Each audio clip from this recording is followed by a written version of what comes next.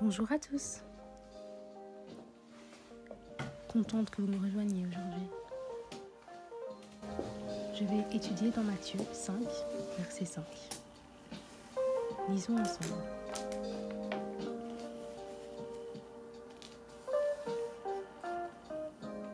Heureux les débonnaires, car ils hériteront la terre.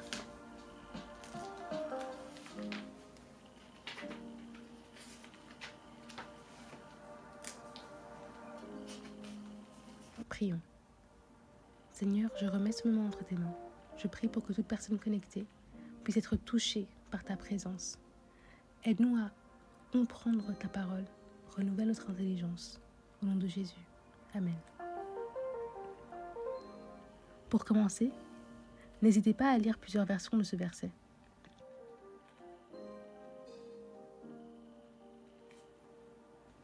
Dans l'application Bible, il vous donne l'option de comparer les versions.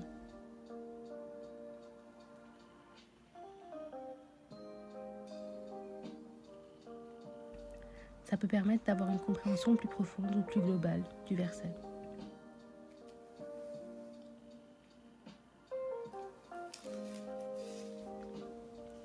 Voici quelques-unes de mes versions préférées avec le verset du jour.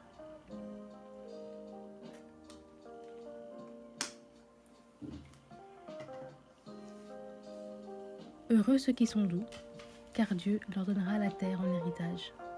Bible du Semeur. En anglais, Blessed are the meek, for they will inherit the earth. NIV. Heureux ceux qui sont doux, car ils recevront la terre que Dieu a promise. Bible français courant.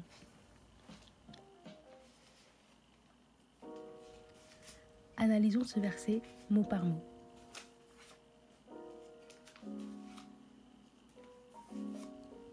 Que veut Jésus dire par heureux ?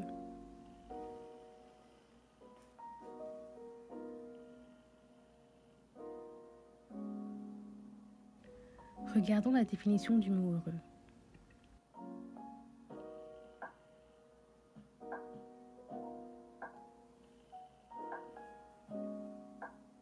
D'après le Robert, il signifie qui bénéficie d'une chance favorable que le sort favorise, correspond à bonheur. Prenez note.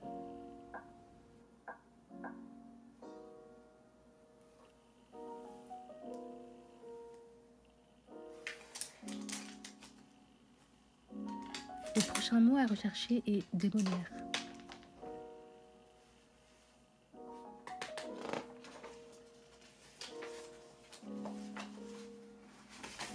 D'après le Larousse, qui est bon jusqu'à la faiblesse.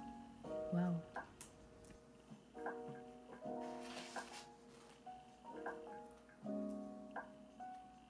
Synonymes de débonnaire sont accommodant, bienveillant, coulant, indulgent. Prenons note.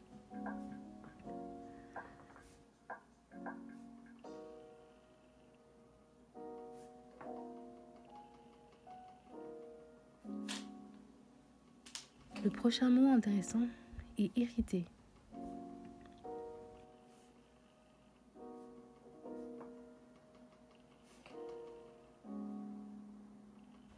D'après le Robert, hériter signifie devenir propriétaire de quelque chose, titulaire d'un droit par voie de succession. Maintenant, mettons tout ensemble.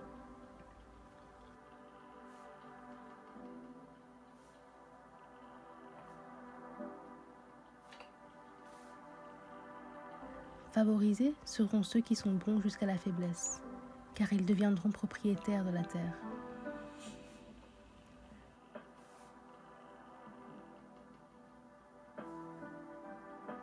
Ce verset nous dit concrètement l'opposé de ce que nous dit la société.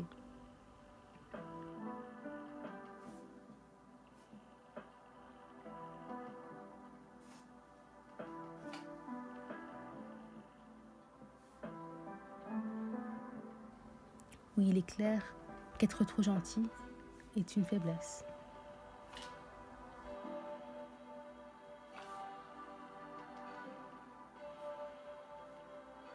Ici, la Bible dit non seulement que tu seras favorisé, donc que tu marcheras avec la faveur de Dieu,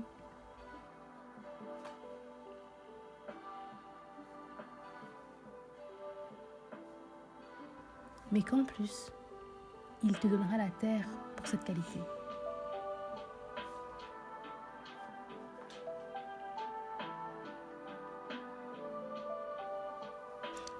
Être gentil jusqu'à la faiblesse semble être l'opposé de ce que veut la société, qui nous pousse plutôt à être influents, puissants, dominants, avoir une opinion sur tout, etc.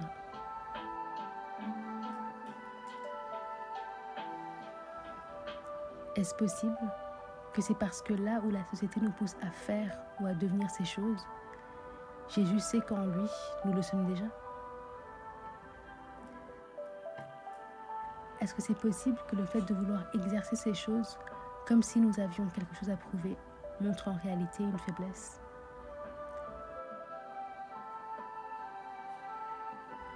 Et que donc, d'une certaine manière, nous ne soyons pas aptes à hériter.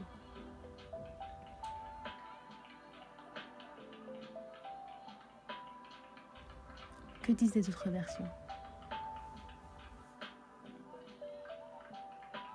On voit le mot doux en substitution du mot débonnaire.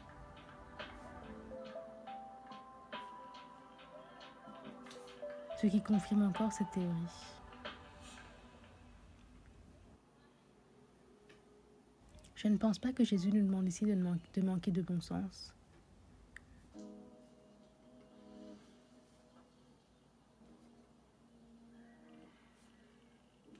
Mais plutôt de manquer d'ego.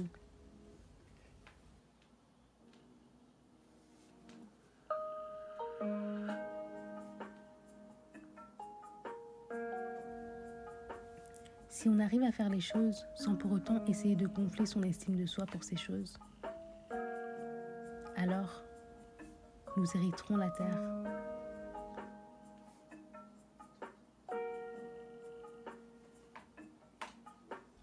Spirituellement, oui,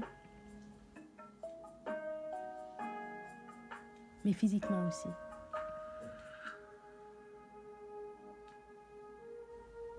Prenons un temps de réflexion.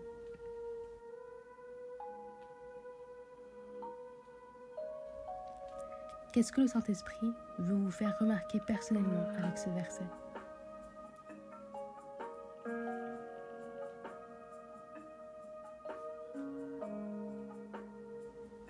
Y a-t-il un endroit où vous cherchez ou rêvez d'avoir un impact, mais en réalité, cet impact servirait plutôt à gonfler votre ego ou à vous rassurer sur une insécurité?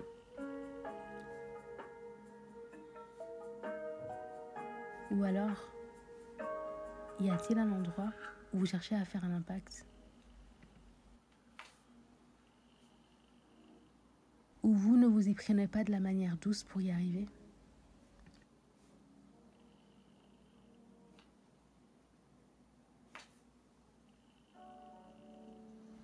Seul vous le savez.